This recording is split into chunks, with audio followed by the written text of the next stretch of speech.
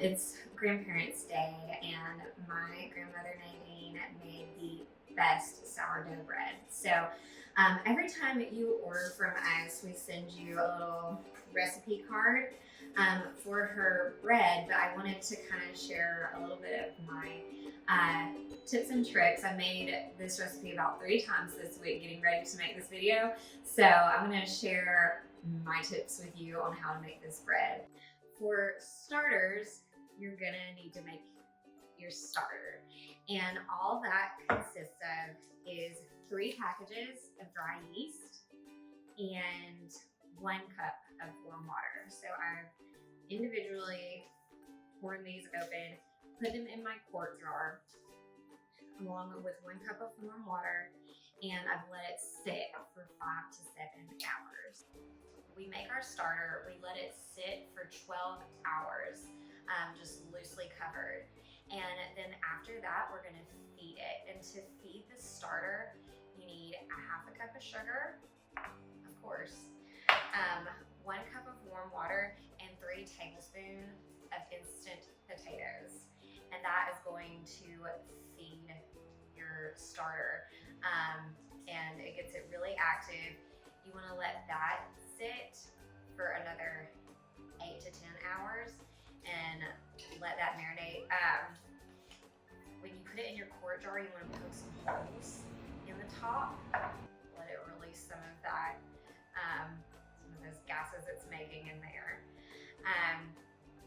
But then after that 8 to 10 hours is up, you're ready to make bread. It's kind of a longer process, but it's worth it, I promise. So you have your starter, and we're gonna get 1 cup of the starter to make our bread. So I'm gonna just get 1 cup of this. This has been sitting in my refrigerator.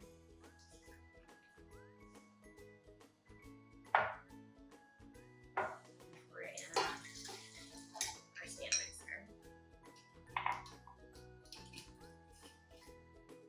You want to use 1.5 cups of warm water.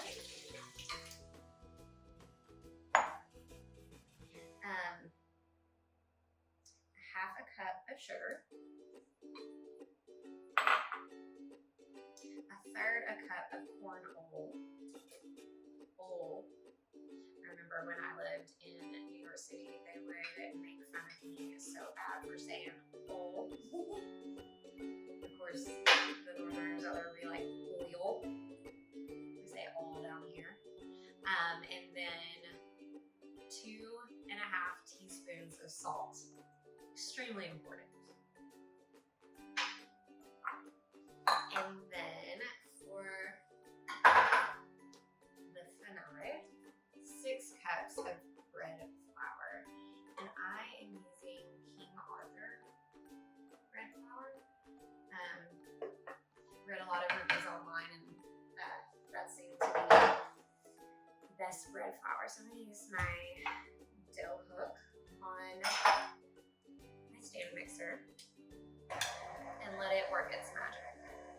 So I'm gonna get the dough out and just plop it on the surface. And I'm going to knead it into 3 loaves. And just get that dough in our greased pans. I'm gonna spread it out and place it in. And what we're gonna do with this is let it rise another 8 to 10 hours.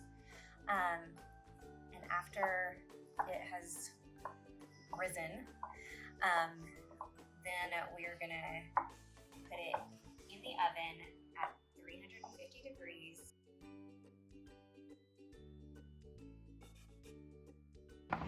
So we've been letting our bread bake for about an hour. And for a soft little top, we're gonna smother it with some butter to make it extra soft and yummy.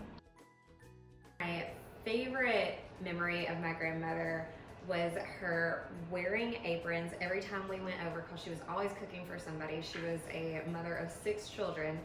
And one of my favorite stories to tell about her is that she used to carry little infant kittens in her apron pockets. And so she would always have a kitten in her pocket and some milk to feed it with. It was just very cute.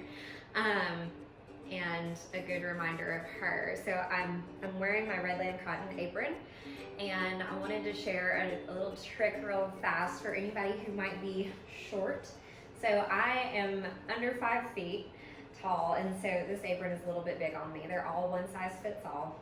So what I do is I tend to just fold it up and then tie it around in the front, and that is typically how I wear all of my aprons. Thanks so much for allowing us to share a little bit of our farm